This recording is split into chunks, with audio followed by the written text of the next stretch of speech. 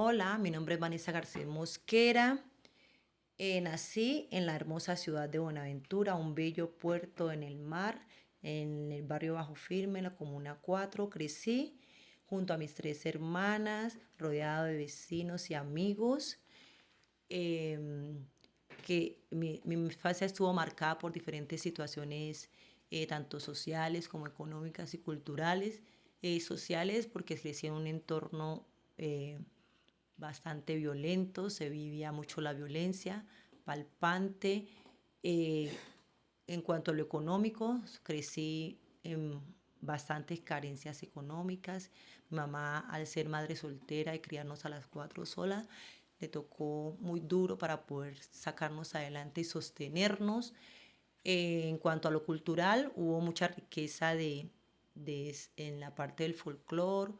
Pude interactuar mucho con instrumentos, bailes y legado ancestral del Pacífico. De niña me sentía libre en cuanto al juego.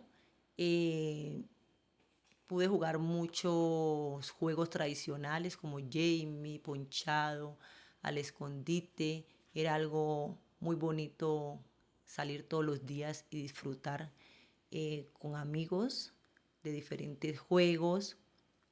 Los niños, como niña, en mi entorno, eh, en ocasiones se podía disfrutar del espacio.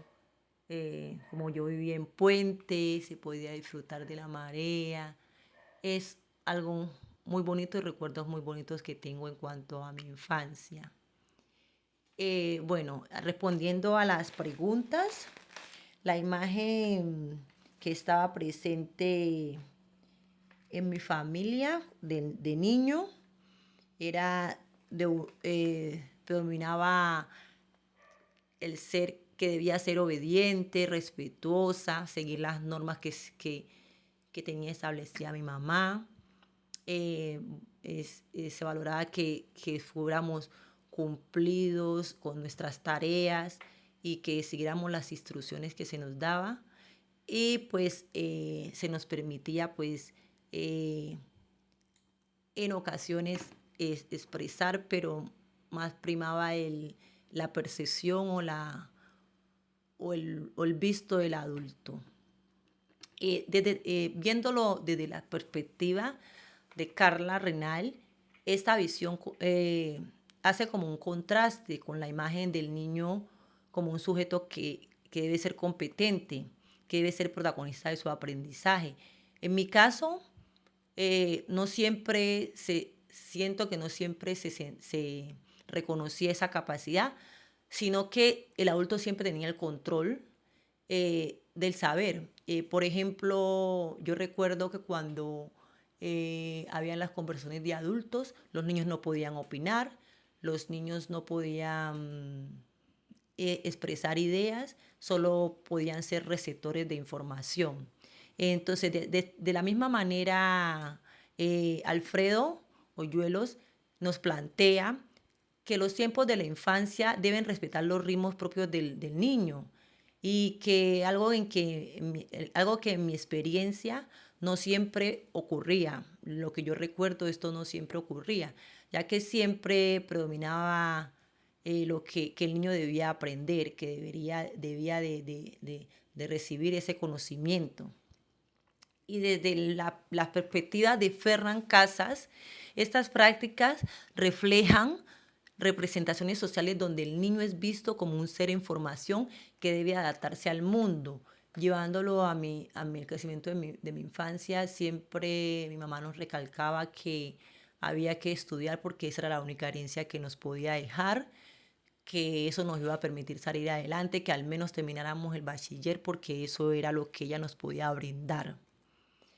En cuanto, en cuanto a las concesiones de infancia presentes, en mis experiencias puedo identificar que se predominaban varias concesiones de la infancia. El niño, como siempre, como un receptor de conocimiento, se tenía todavía desde la escuela, esa escuela tradicional. En la familia predominaba que el niño tenía que ser disciplinado, la niña tenía que ser disciplinada y atender y ayudar en casa, ¿sí? En algunos momentos sí, como una niña muy activa porque jugué mucho, pude hacer mucho juego libre. Y desde este sentido, según Pili Aris, la infancia no siempre fue reconocida como etapa diferenciada, lo cual se refleja en las diferentes prácticas del adultos céntricas. Perdón. No sé, por lo tanto, desde la consideración de Mariano Narodowski, él habla de infancias hiperrealizadas y desrealizadas, lo cual permite comprender cómo algunos niños tienen exceso de control y por el contrario, ausencia de acompañamiento. Otros tienen ausencia de acompañamiento. Pues yo puedo decir que desde mi infancia no sentí ese exceso de control, un poco de ausencia de acompañamiento porque a mi mamá le tocaba trabajar mucho para poder sostenernos, entonces no era acompañamiento y ese rol lo venía a ejercer un poco mi hermana mayor. Casi siempre estábamos con ella, acompañándonos nuestro hermano. Eh, También desde la perspectiva de Walter Kuhn, la infancia debe entenderse como una experiencia del tiempo presente, no solo preparación para el futuro. Algo que desde mi experiencia estaba muy enfocado en ser alguien mañana. Mi mamá siempre nos inculcaba y siempre nos recalcaba que debíamos de estudiar para ser alguien más adelante y tener de qué vivir y hacer nuestras propias vidas de la mejor forma, tener una calidad de vida diferente.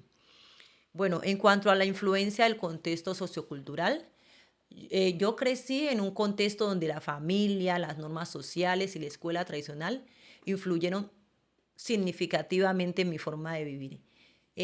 La infancia. Existían muchas expectativas claras sobre el comportamiento de que se debía respetar la autoridad, tanto en la escuela como en la casa. Por ejemplo, a los vecinos había que decirles tío. eh, Era como muy marcada esa autoridad del adulto. Y el cumplimiento académico, que siempre había que cumplir con todo lo que se enviaba del colegio. Bueno, asimismo, según Jens Corbutrú, la infancia es una categoría social estructural. Desde esa perspectiva, lo que significa que está determinada por condiciones económicas, políticas y culturales.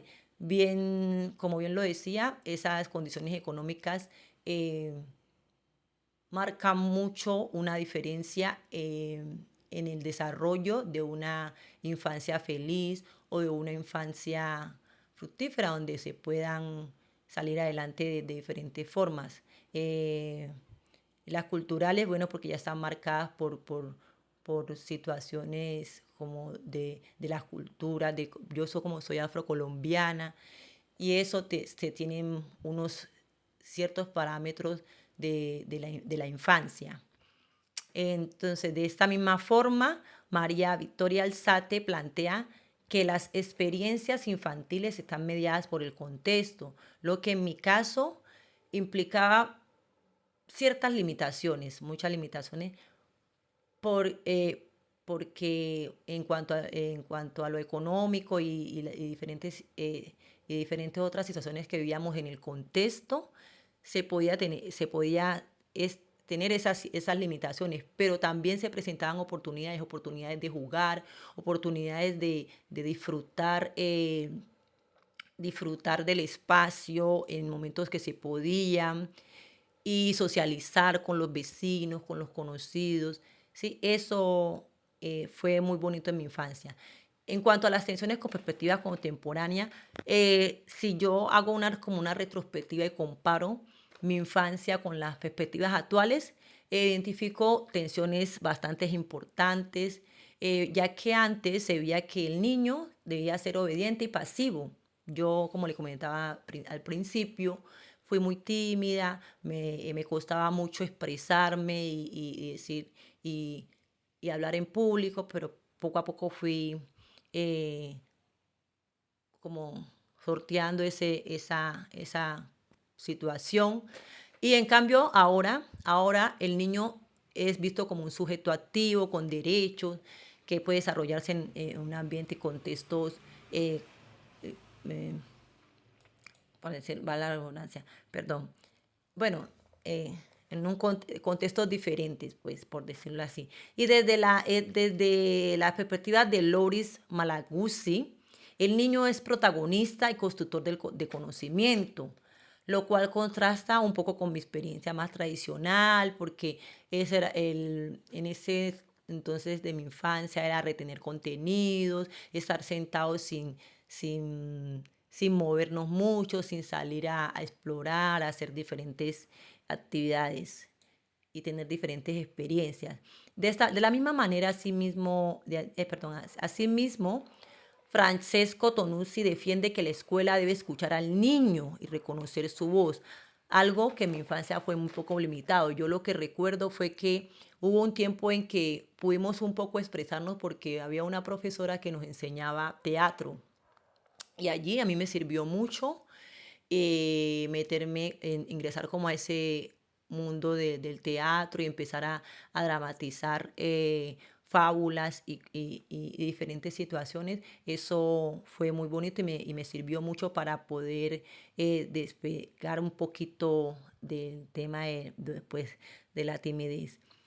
Sin embargo, también encuentro muchas resonancias en el juego, donde sí me permitía explorar y crear. Sí podíamos reírnos libremente, estar en la calle, a media calle y correr y sentir el asfalto en nuestros pies.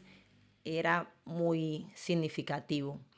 En cuanto a la resignificación desde mi rol docente, yo hoy como docente resignifico mi infancia comprendiendo que cada experiencia influye en mi manera de enseñar.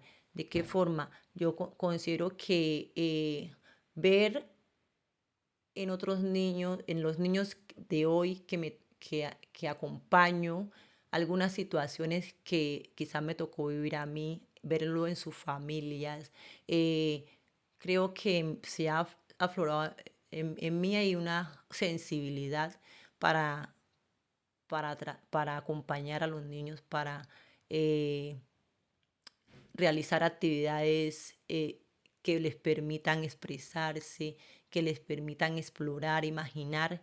Desde ese punto considero que trato de acompañarlos de la mejor manera.